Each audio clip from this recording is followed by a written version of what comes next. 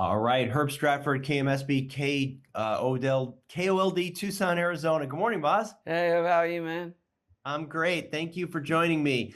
So I have to start by just asking, tell me the story of this footage and how you came to have access to it. Oh, the simple story is I go looking for a reel while I'm making Elvis the movie, and we go down to these literal salt mines where they store negative for MGM. They kick open the door, and it's a bit like Harrison Ford in, Raiders of the Lost Ark. Bang! 65 reels of 35, 16, and 8mm footage. Peter Jackson and his magicians helped me bring it back to a quality that people cannot quite believe. Yeah, I have to say, it struck me the colors and the resolution and everything. How long was that process that Peter's team, how long did they work on the film for? That wasn't so long, but what really took a long time is we didn't have all the sound. So when we found this one tape where Elvis just tells his story, we go, what if we get out of the way and Elvis just tells you his life story like never before? And then we weaved in, we had to fix some orchestrations and stuff. But it took 2 years just to actually work out what bit went with what bit. So it took a long time. But then once we got cutting, John O'Redman, who was my creative partner in this, it was the most enjoyable thing I've ever done because I didn't have to shoot it. I didn't have to write it. And I was always sure that the lead actor that I cast was going to deliver. I had no question about that. So tell me about the estate, the family. How did they get the chance to have an early look at this? Did they sort of were they blown away? I'd imagine they would be. I've got a great relationship with them ever since the film. And I know that Priscilla's seeing it this week. I can't speak for them really. It's just that, when we went through the movie, of course, all that joy, Austin winning the Globe, but of course this unexpected sadness of losing Lisa Marie, and so this film is extra, I'm sure, sensitive for them.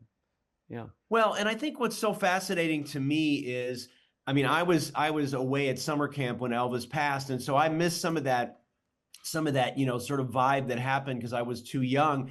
But I was riveted by these performances, and all of a sudden, I finally sort of understood what Elvis was as a performer. Yeah. And I think that's such a gift that you're giving audiences because there's people that have never seen the prime. And what was that like to sort of rediscover that? Well, I'm making a challenge because I've seen enough of it now. I've seen it all over the world so far. And this weekend in 1,900 screens across America, get to the biggest screen you can. But I challenge you.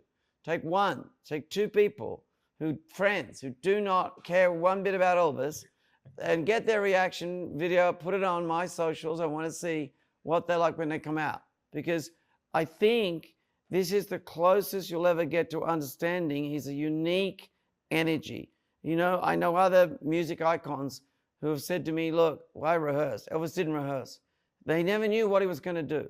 He just gets on that stage and he makes every single person feel like they're the only person in the room, And I think that's one of the things that's so brilliant about your film is that mixing of the behind the scenes and the performance, because you're right. I think people, they just sort of assume that he had this, whatever he had, and it just flowed out of him. But he was such a perfectionist. And that was something that I think really came through. Yes. Was there anything in the sort of the behind the scenes, the rehearsal footage and some of that stuff?